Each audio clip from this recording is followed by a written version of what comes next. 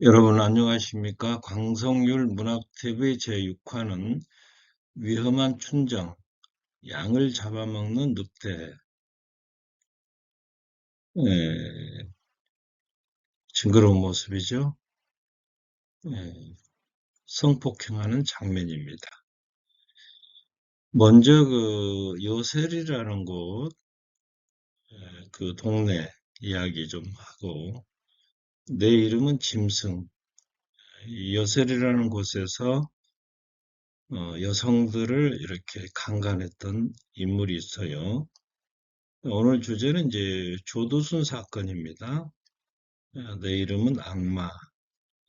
그 다음에 이제 고교 입시 낙방, 성에마저 부조리가 판을 치고 있는 이 세상에 대한 한탄 이런 내용으로 영상 꾸며봤습니다.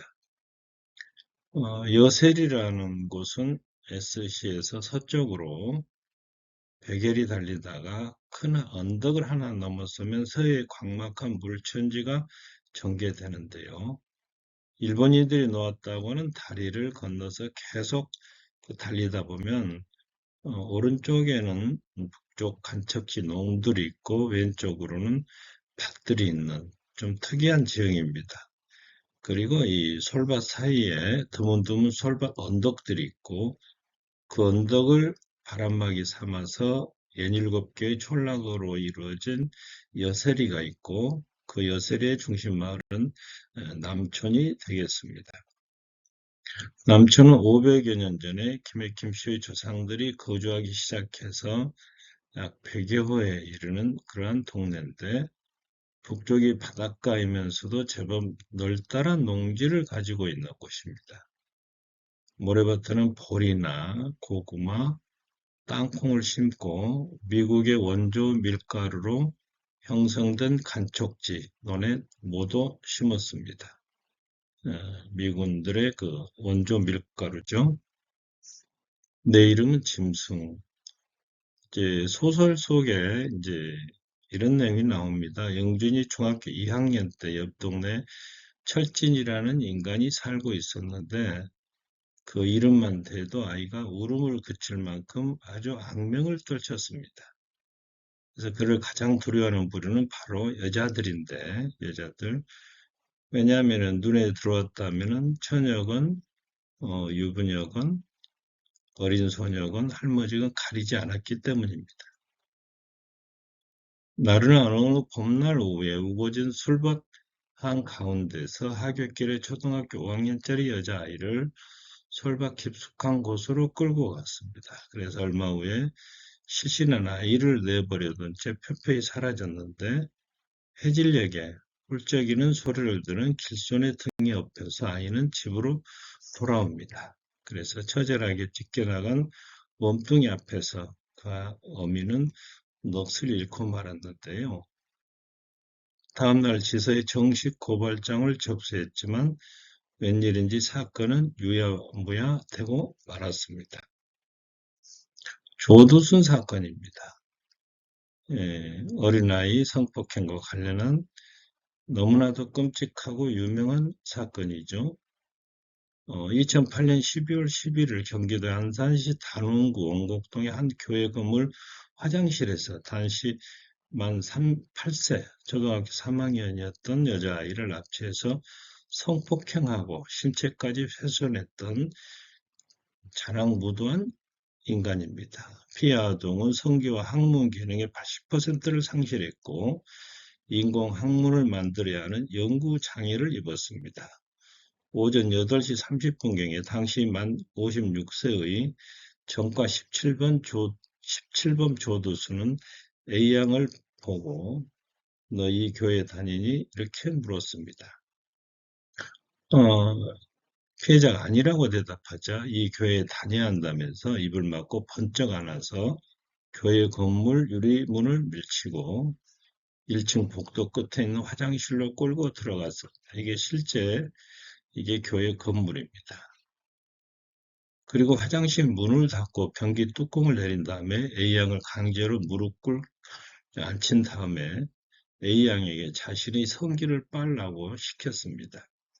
싫다고 저항하자 A양이 안면, 얼굴을 폭행하고 아예 뺨을 물어뜯었습니다. 이어서 목을 졸라 기절시킨 다음에 강간을 하고 그 결과 몸에 큰 상처, 중상을 입혔습니다. 자기 체액을 씻어내기 위해서 의식을 잃은 A양 위에 차가운 수돗물 계속해서 틀어놓은 상태로 내버려둔 채 9시경에 집으로 돌아가고 말았습니다. 얼마 후에 정신이 든 A양은 화장실 밖으로 기어나가 살려달라고 소리를 질렀고 마침 건물 앞을 지나가던 사람이 들어와서 아이를 발견하고는 경찰에 신고를 합니다. 이틀 뒤에 사건 현장에서 채취한 지문과 가해자의 옷까지 운동화에 남아있던 피해자의 혈흔 등을 증거로 안산 단원경찰서는 조두순을 체포합니다. 재판에서 조두순은 유죄가 선고됐고 징역 12년, 7년간 위치 추적 장치를 부착하고 5년간 정보공개 처분을 받았습니다. 당시로서는 이례적으로 상당히 중형에 해당한다고 합니다. 그러나 판결 이후에 가해자에 대한 처벌이 지나치게 약하다. 고 이제 이렇게 분노하는 여론이 형성이 됐고, 이 사건을 계기로 해서 아동 성범죄에 대한 국민들의 인식이 크게 달라졌습니다. 노인들이 손자나 손자뻘들의 남자의 성기를 만지는 행위가 금기시됐고, 아동 성범죄 관련 처벌법 강화를 요구하는 목소리가 커졌습니다. 2010년에는 사건 2년 후죠. 유기징역형이 상향으로 조정이 됐고 음주나 약물로 인한 심신장애 상태일 때 발생한 성범죄에 한해서는 법관의 재량으로 감경 규정을 말하자면 형을 감하는 그런 규정을 적용하지 않을 규정이 새로 생겼습니다. 우리나라는 희한하죠. 술 마시고 범한 행위에 대해서 감경을 합니다. 이것은 있을 수 없는 일이죠. 선진국에서는 술 마시고 한 행위에 대해서는 더 가중처벌을 한다고 그래요.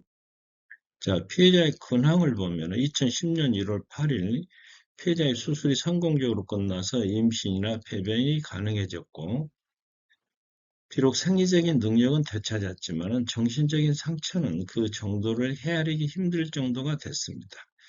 의사가 꿈이었던 이 소녀는 의사가 되어 유명해지면 출소한 조두순이 다시 찾아올지도 모른다면서 공부를 하지 않겠다고 때를 쓰는 등 외상 후 스트레스 장애를 겪었습니다. 2013년 중학교 2학년이 된 피해자는 예전보다는 많이 나아졌지만 아직도 여전히 힘든 생활을 하고 있었다고 합니다. 오른쪽 이 글씨 내용 중에는 아빠, 친구들이 나처럼 다치면 안 돼 라고 하는 그야말로 눈물겨인 사연을 이렇게 적은 내용입니다. 2017년에 수능을 본해 대학교에 합격했고 배꼽 옆에 인공항문에서 소장을 작은 창자죠. 항문 쪽으로 연결하는 수술을 성공함으로써 일반인 기준으로 해서 70% 정도 항문 기능을 할 수 있게 되었습니다. 그리고 자궁과 양쪽 난소의 기능을 되찾아서 자연 임신도 가능해졌고 수술비와 진료비 전액을 세브란스 병원에서 부담을 하게 됐습니다. 연세대 신희진 교수 피해자의 그 수술을 맡았던 집도인데 이게 배변 주머니입니다. 피해자와 가해자 2020년 11월 조두순의 출소를 약 한 달 앞두고 피해자 가족은 안산을 떠나기로 결정합니다. 범죄자는 당당하게 집으로 돌아온 반면 피해자가 집을 떠나게 된 것이죠. 죄송합니다. 피해자의 심리치료 주치를 맡았던 국회의원 신의진이 모금운동을 해서 5,390명의 모금으로 3억 700만 원이 모여졌는데 피해자의 아버지는 이에 대해서 모금이 없었다면 안전한 곳으로 이사할 수조차 없었을 것이다면서 진심으로 감사했습니다. 피해자 역시 살아갈 힘과 용기를 얻었다고 전했습니다. 조두순의 모습이죠. 피해자는 자신이 사건의 피해자라는 사실이 끝까지 주변인들에게 알려지지 않기를 바라고 있습니다. 그래서 이 사건을 모티브로 해서 설경구, 엄지원, 이래를 주연으로 한 영화 소원이 2013년 10월 2일 개봉을 했습니다.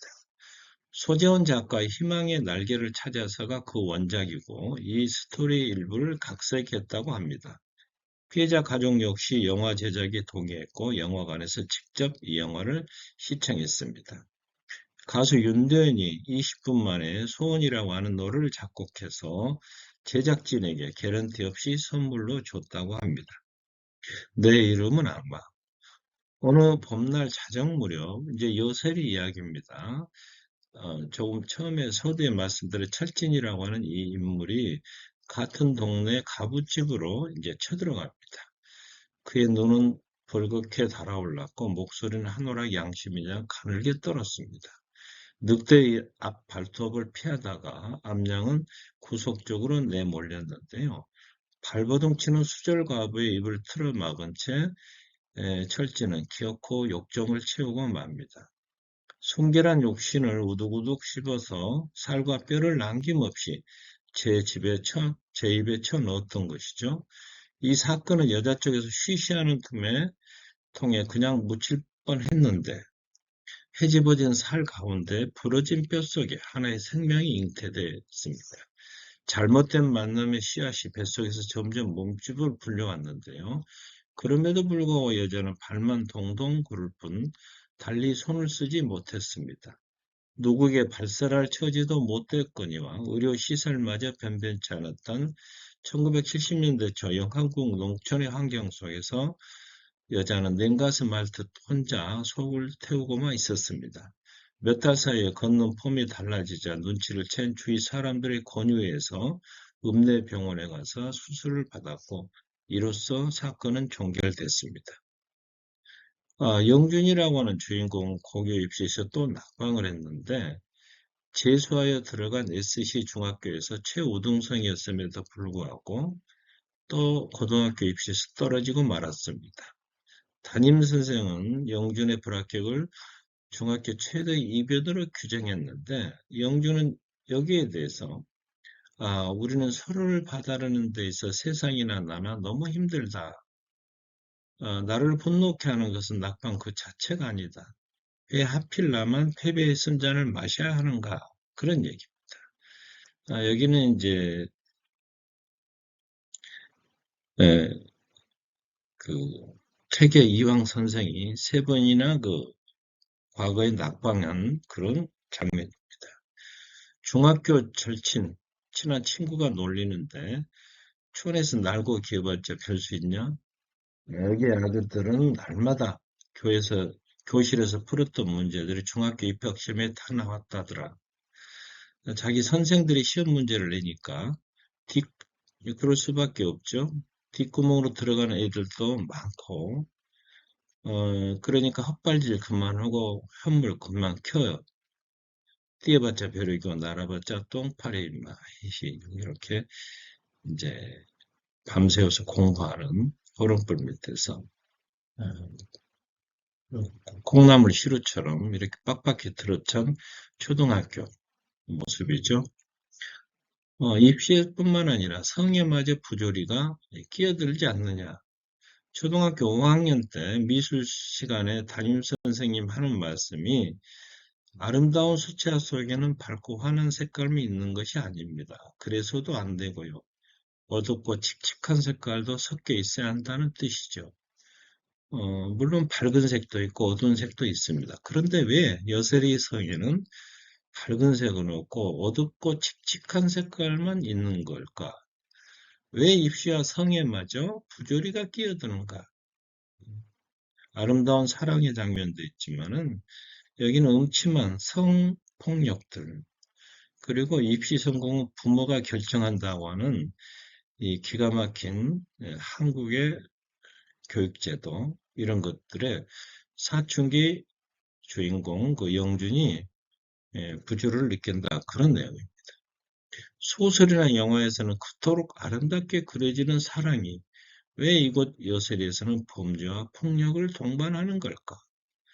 영준에게 여름이 근육질 남자의 땀 냄새라면 봄은 저 멀리 초원에서 불어오는 처녀의 향기였는데 지난 시간에 한여름밤에 폭풍에서 어, 그 근육질 남자가 침범했다는 이야기를 했었죠. 봄은 그러지 않을 줄 알았는데 봄도 마찬가지다. 이런 어두운 성폭력 사건들이 일어나고 있었다. 반면에 타이타닉처럼 이렇게 아름다운 러브 스토리도 있지 않습니까? 오늘 이야기를 마무리하도록 하겠습니다. 소설 속에 나오는 여세리는 서해안 바닷가에서 조금 떨어진 연일교의 촌락이 모여있는 동네인데 그 중심에 있는 동네는 바로 남촌입니다.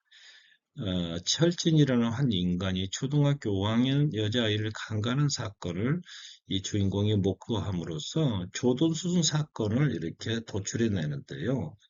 여자아이를 성폭행한 이 사건, 2008년에 일어난 사건, 인공학문을 만들어야 하는 연구 장애를 입힌 이 사건이 전 국민을 경악해 했습니다. 조두수는 징역 12년 7년 이치 추적 장치 부착하고 5년간 정보 공개 처분을 받았습니다만은 아동 성범죄에 대한 국민들의 인식이 크게 달라졌고 이제 이름으로써 이제 양형이 좀 높아졌지 않습니까?